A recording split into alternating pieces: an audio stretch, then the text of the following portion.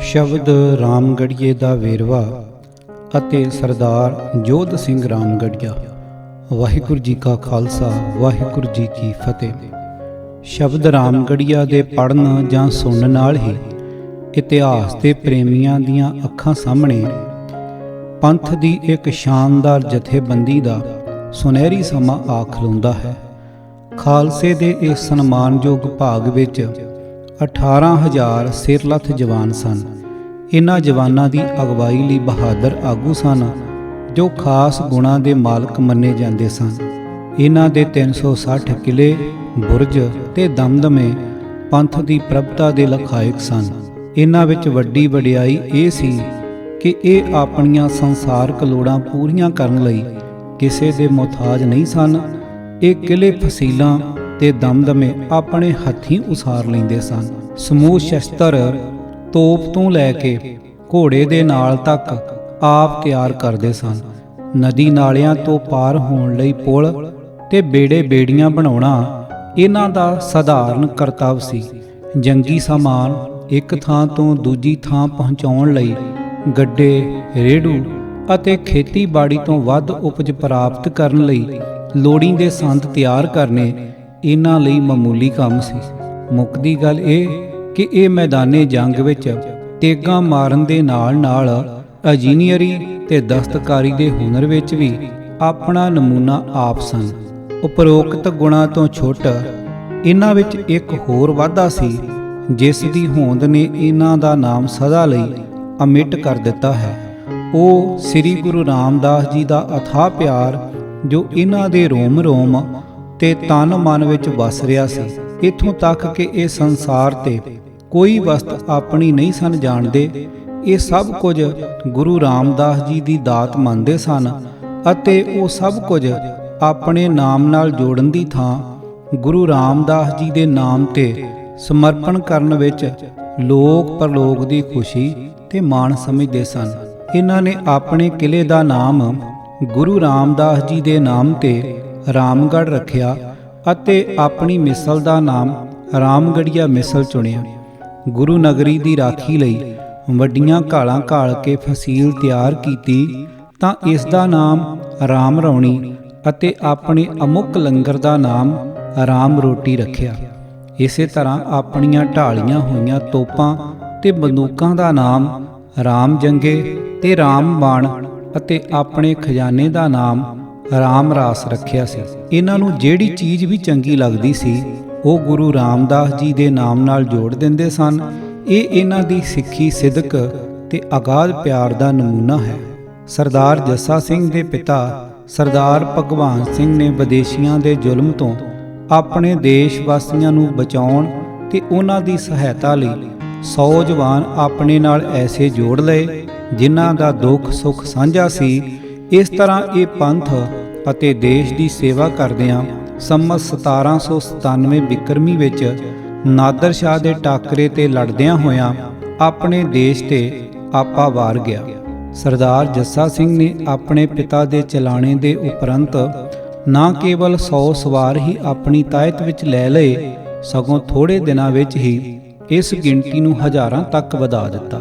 ਇਹੋ ਜਥੇਬੰਦੀ ਜਗਤ ਪ੍ਰਸਿੱਧ ਰਾਮਗੜੀਆ ਮਿਸਲ ਦੇ ਰੂਪ ਵਿੱਚ ਪ੍ਰਗਟ ਹੋਈ। ਇਸ ਮਿਸਲ ਦੀ ਸਫਲਤਾ ਨਾਲ ਆਪ ਨੇ ਪੰਜਾਬ ਦਾ ਬਹੁਤ ਸਾਰਾ ਭਾਗ ਵਿਦੇਸ਼ੀਆਂ ਤੋਂ ਛੁਡਾ ਕੇ ਆਪਣੇ ਅਧੀਨ ਸੁਰੱਖਿਅਤ ਕਰ ਲਿਆ, ਜਿਸ ਵਿੱਚ ਬਟਾਲਾ, ਕਲਾਨੌਰ, ਹਰਗੋਬਿੰਦਪੁਰਾ ਤੇ ਮਿਆਣੀ ਆਦਿ। ਜ਼ਕਰੀਆ ਖਾਨ ਸੂਬਾ ਲਾਹੌਰ ਸੰਨ 1745 ਈਸਵੀ ਵਿੱਚ ਧਰਤੀ ਦਾ ਭਾਰ ਹੌਲਾ ਕਰ ਗਿਆ।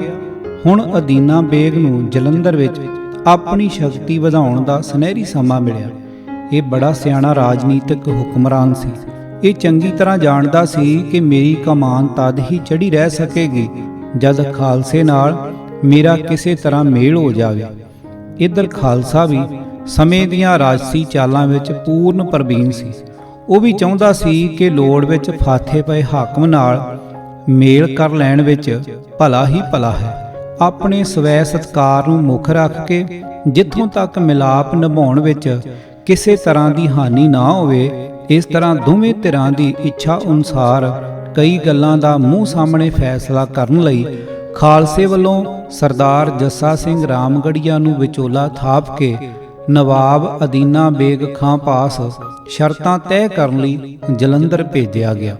ਇਸ ਅਤ ਜ਼ਿੰਮੇਵਾਰੀ ਦੇ ਕੰਮ ਨੂੰ ਸਰਦਾਰ ਜੱਸਾ ਸਿੰਘ ਨੇ ਐਸੀ ਸੁਚੱਜਤਾ ਨਾਲ ਸਿਰੇ ਚਾੜਿਆ ਕਿ ਅਦੀਨਾ ਬੇਗ ਖਾਨ ਆਪ ਦੀ ਸਿਆਣਪ ਤੇ ਨੀਤੀ ਭਰੀ ਬੋਲ ਚਾਲ ਦੇ ਢੰਗ ਨੂੰ ਸੁਣ ਕੇ ਹੈਰਾਨ ਰਹਿ ਗਿਆ। ਨਵਾਬ ਤੇ ਆਪ ਦੀ ਸੁਘੜਤਾ ਦਾ ਇੰਨਾ ਪ੍ਰਭਾਵ ਪਿਆ ਕਿ ਉਸ ਨੇ ਸਰਦਾਰ ਜੱਸਾ ਸਿੰਘ ਨੂੰ ਆਖਿਆ, ਜੇ ਆਪ ਸਣੇ ਸਵਾਰਾਂ ਦੇ ਸਾਡੇ ਨਾਲ ਮਿਲ ਕੇ ਰਹਿਣਾ ਚਾਹੋ ਤਾਂ ਆਪ ਨੂੰ ਆਪ ਦੀ ਇੱਛਾ ਅਨੁਸਾਰ ਜਾਗੀਰ ਦਿੱਤੀ ਜਾਏਗੀ।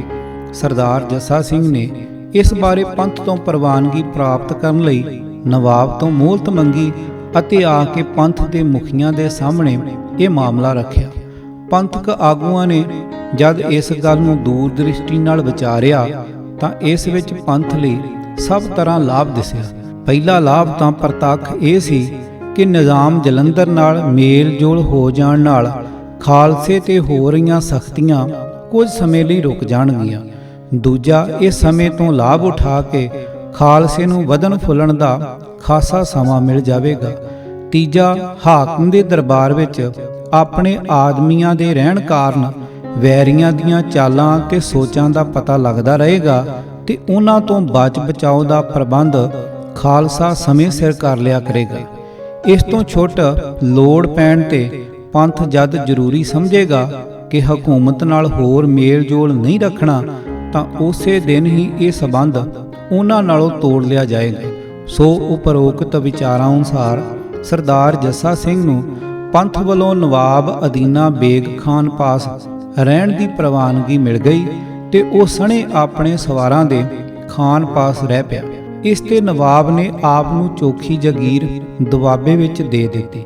ਇਹ ਸਿਲਸਿਲਾ ਕੋਈ 3 ਕੁ ਸਾਲ ਨਿਭਦਾ ਰਿਹਾ। ਸਨ 1748 ਦੇ ਅਕਤੂਬਰ ਵਿੱਚ ਪੰਥਕ ਆਗੂਆਂ ਨੂੰ ਅਦੀਨਾ ਬੇਗ ਦੀ ਨਿਗਾਹ ਖਾਲਸੇ ਵੱਲ ਕੁਝ ਵਿੰਗੀ ਦਿਸੀ। ਇਸ ਤੇ ਰਾਮ ਰੌਣੀ ਦੇ ਖਾਲਸੇ ਵੱਲੋਂ ਸਰਦਾਰ ਜੱਸਾ ਸਿੰਘ ਨੂੰ ਹੁਕਮ ਪੁੱਜਾ ਕਿ ਆਪ ਦੁਆਬੇ ਦੇ ਨਵਾਬ ਨਾਲ ਅੱਗੇ ਨੂੰ ਮੇਲ ਨਾ ਰੱਖੋ। ਖਾਲਸੇ ਦੀ ਇਸ ਇੱਛਾ ਅਨੁਸਾਰ ਆਪ ਨੇ ਉਸੇ ਦਿਨ ਹੀ ਨਵਾਬ ਅਦੀਨਾ ਬੇਗ ਨਾਲੋਂ ਆਪਣਾ ਸਬੰਧ ਤੋੜ ਲਿਆ ਅਤੇ ਸਣੇ ਆਪਣੇ ਸਵਾਰਾਂ ਦੇ ਅੰਮ੍ਰਿਤਸਰ ਪਹੁੰਚ ਕੇ ਆਪਣੇ ਭਰਾਵਾਂ ਨਾਲ ਮਿਲ ਗਏ। ਇੱਥੇ ਖਾਲਸੇ ਦੇ ਮੋਢੇ ਨਾਲ ਮੋਢਾ ਜੋੜ ਕੇ ਵੈਰੀਆਂ ਦੇ ਟਾਕਰੇ ਲਈ ਰਣ ਵਿੱਚ ਉਤਰ ਪਏ। ਸਰਦਾਰ ਜੱਸਾ ਸਿੰਘ ਦੇ ਇਸ ਪੰਥਕ ਪਿਆਰ ਨੂੰ ਦੇਖ ਕੇ ਸਰਬੱਤ ਖਾਲਸੇ ਵੱਲੋਂ ਵੱਡੀ ਪ੍ਰਸੰਨਤਾ ਪ੍ਰਗਟ ਕੀਤੀ ਗਈ। ਸਨ 1780 ਈਸਵੀ ਵਿੱਚ ਇੱਕ ਅਤ ਦੁਖੀ ਬ੍ਰਾਹਮਣ ਹਾਜ਼ਰ ਹੋਇਆ ਅਤੇ ਫੁੱਟ-ਫੁੱਟ ਕੇ ਰੋਂਦੇ ਹੋਏ ਨੇ ਫਰਿਆਦ ਕੀਤੀ ਕਿ ਹਾਕਮ ਹਿਸਾਰ ਨੇ ਉਸ ਦੀ ਕੰਨਿਆ ਧੱਕੇ ਨਾਲ ਆਪਣੇ ਘਰ ਪਾ ਲਈ ਹੈ। ਉਹ ਦੁਖੀ ਕਈ ਰਾਜਪੂਤਾਂ ਤੇ ਮਰਹੱਟੇ ਆਗੂਆਂ ਦੇ ਦੁਆਰੇ ਆਪਣੀ ਇਹ ਦੁੱਖ ਭਰੀ ਫਰਿਆਦ ਸੁਣਾ ਚੁੱਕਾ ਹੈ, ਪਰ ਮੇਰੀ ਬਾਂਹ ਕਿਸੇ ਨਹੀਂ ਫੜੀ। ਹੁਣ ਉਹ ਸਭ ਪਾਸਿਆਂ ਤੋਂ ਨਿਰਾਸ਼ ਹੋ ਕੇ ਆਪ ਦੇ ਦੁਆਰੇ ਆਇਆ ਹੈ। ਤਰਸਵਾਨ ਸਰਦਾਰ ਜੱਸਾ ਸਿੰਘ ਨੇ ਬਜ਼ੁਰਗ ਬ੍ਰਾਹਮਣ ਦੀ ਚੀਕ ਪੁਕਾਰ ਸੁਣ ਕੇ ਆਪਣੇ ਬਹਾਦਰ ਸਵਾਰਾਂ ਨੂੰ ਹੁਕਮ ਦੇ ਦਿੱਤਾ ਕਿ ਖਾਲਸਾ ਜੀ, ਪਹਿਲਾਂ ਇਸ ਦੁਖੀਏ ਦਾ ਦੁੱਖ ਕੱਟ ਕੇ ਮੁੜ ਕੋਈ ਹੋਰ ਕੰਮ ਕਰਾਂਗੇ। ਸੋ ਉਸੇ ਸਮੇਂ ਹਾਕਮ ਹਿਸਾਰ ਤੇ ਹੱਲਾ ਬੋਲ ਕੇ ਜਰਵਾਣੇ ਦਾ ਕੋਟ ਤੇ ਘਰ ਘੇਰ ਲਿਆ ਅਤੇ ਐਸੇ ਕਹਿਰ ਦੀ ਇੱਕ ਰਸ ਤੇਗ ਚਲਾਈ ਕਿ ਵੈਰੀ ਲਈ ਹੇਠਲੀ ਉੱਪਰ ਲੈ ਆਂਦੀ। ਇਸ ਸੰਗਰਾਮ ਵਿੱਚ ਪਾਪੀ ਹਾਕਮ ਜਿਉਂਦਾ ਫੜ ਲਿਆ ਗਿਆ ਅਤੇ ਇਸ ਤਰ੍ਹਾਂ ਦੇ ਜਰਵਾਣਿਆਂ ਲਈ ਜਿਹੋ ਜੀ ਸਿੱਖਿਆਦਾਇਕ ਸਜ਼ਾ ਸੋਭਦੀ ਹੈ ਦਿੱਤੀ ਗਈ। ਉਸ ਦੇ ਹਰਮ ਵਿੱਚੋਂ ਬ੍ਰਾਹਮਣ ਦੀ ਕੰਨਿਆ ਨੂੰ ਕੱਢ ਲਿਆਂਦਾ ਅਤੇ ਜ਼ਾਲਮ ਦੇ ਕਿਲੇ ਨੂੰ ਦਿਲ ਖੋਲ ਕੇ ਲੁੱਟਿਆ ਤਾਂ ਜੋ ਅੱਗੇ ਨੂੰ ਹੋਰ ਹਥਿਆਰਿਆਂ ਨੂੰ ਇਸ ਨਮੂਨੇ ਤੋਂ ਸਿੱਖਿਆ ਮਿਲੇ।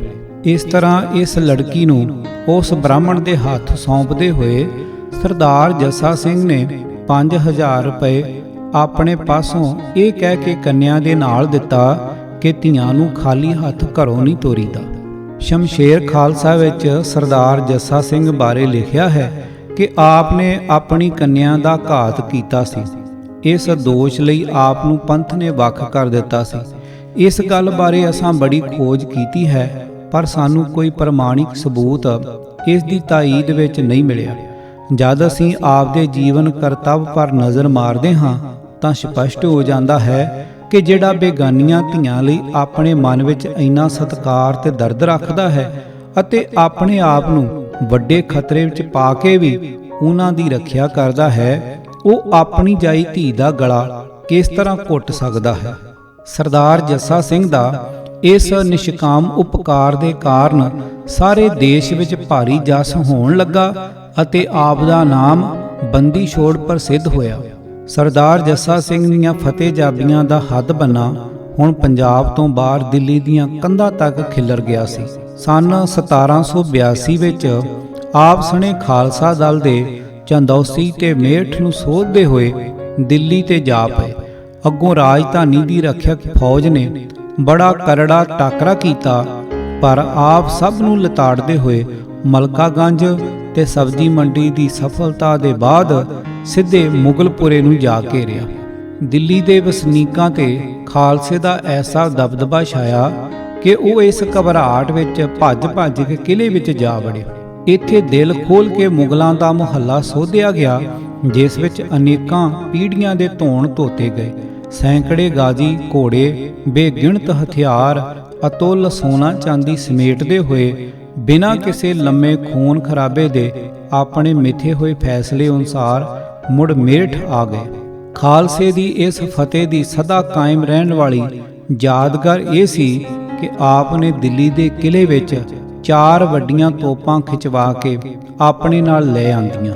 ਨਜਫ ਖਾਂ ਹਾਕਮ ਮੇਰਠ ਨੇ ਅੱਗੋਂ 10,000 ਰੁਪਏ ਸਾਲਾਨਾ ਖਾਲਸੇ ਨੂੰ ਨਜ਼ਰਾਨਾ ਦੇਣਾ ਲਿਖ ਦਿੱਤਾ ਤੇ ਇਸ ਤਰ੍ਹਾਂ ਆਪਣੀ ਖਲਾਸੀ ਕਰਵਾਈ।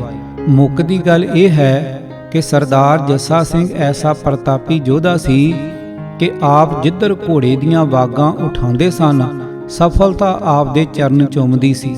ਇਸ ਤਰ੍ਹਾਂ ਆਪ ਆਪਣੇ ਸਫਲ ਜੀਵਨ ਦੇ 80 ਸਾਲ ਬਿਤਾ ਕੇ ਵਿਸਾਖ ਸੰਮਤ 1860 ਬਿਕਰਮੀ ਅਪ੍ਰੈਲ ਸਨ 1803 ਵਿੱਚ ਸੰਸਾਰ ਯਾਤਰਾ ਸੰਪੂਰਨ ਕਰ ਗਏ। ਆਪ ਜੀ ਦੇ 2 ਪੁੱਤਰ ਸਨ, ਸਰਦਾਰ ਜੋਧ ਸਿੰਘ ਤੇ ਸਰਦਾਰ ਵੀਰ ਸਿੰਘ। ਇਹਨਾਂ ਅੰਦਰ ਵੀ ਗੁਣ ਆਪਣੇ ਮਾਣਯੋਗ ਸੂਰਮੇ ਪਿਤਾ ਵਰਗੇ ਹੀ ਸਨ। ਮਹਾਰਾਜਾ ਰਣਜੀਤ ਸਿੰਘ ਬਾਰੇ ਦੇਸੀ ਤੇ ਵਿਦੇਸੀ ਵਿਦਵਾਨ ਇਸ ਨੁਕਤੇ ਪਰ ਸਹਿਮਤ ਹਨ ਕਿ ਉਹਨਾਂ ਜਿਹਾ ਜਨ ਪਾਰਖੂ ਸ਼ਕਤੀ ਦਾ ਮਾਲਕ ਕੋਈ ਟਾਵਾਂ ਹੀ ਸੰਸਾਰ ਪਰ ਮਿਲੇਗਾ। ਸ਼ੇਰੇ ਪੰਜਾਬ ਨੇ ਸਰਦਾਰ ਜੋਧ ਸਿੰਘ ਰਾਮਗੜੀਆ ਦੀ ਵਰਿਆਮਤਾ ਦੇ ਕਾਰਨਾਮਿਆਂ ਬਾਰੇ ਬਹੁਤ ਕੁਝ ਸੁਣਿਆ ਸੀ। ਸਨ 1803 ਵਿੱਚ ਜਦ ਕਿ ਖਾਲਸਾ ਰਾਜ ਦੀ ਇਹ ਮਹਾਨ ਇਮਾਰਤ ਅਜੇ ਨੀਹਾਂ ਵਿੱਚੋਂ ਨਿਕਲੀ ਹੀ ਸੀ, ਇਸ ਨੂੰ ਮਜ਼ਬੂਤ ਬਣਾਇਆ ਅਤੇ ਸੁਰੱਖਿਅਤ ਬਣਾਉਣ ਲਈ ਸਰਦਾਰ ਜੋਧ ਸਿੰਘ ਵਰਗੇ ਕਈ ਯੋਧਿਆਂ ਦੀ ਸਹਾਇਤਾ ਤੇ ਕੁਰਬਾਨੀ ਦੀ ਲੋੜ ਸੀ, ਜੋ ਕਿ ਸ਼ੇਰੇ ਪੰਜਾਬ ਨੇ ਇਸ ਬਾਰੇ ਸ੍ਰੀ ਬਾਬਾ ਸਾਹਿਬ ਸਿੰਘ ਜੀ ਨੂੰ ਸਦਾ ਲਈ ਆਪਣੇ ਵਿਚਾਰ ਦੱਸੇ। ਬਾਬਾ ਜੀ ਆਪ ਉਸੇ ਵਕਤ ਗਏ ਅਤੇ ਸਰਦਾਰ ਜੋਧ ਸਿੰਘ ਨੂੰ ਆਪਣੇ ਨਾਲ ਮਹਾਰਾਜਾ ਪਾਸ ਲੈ ਆਏ।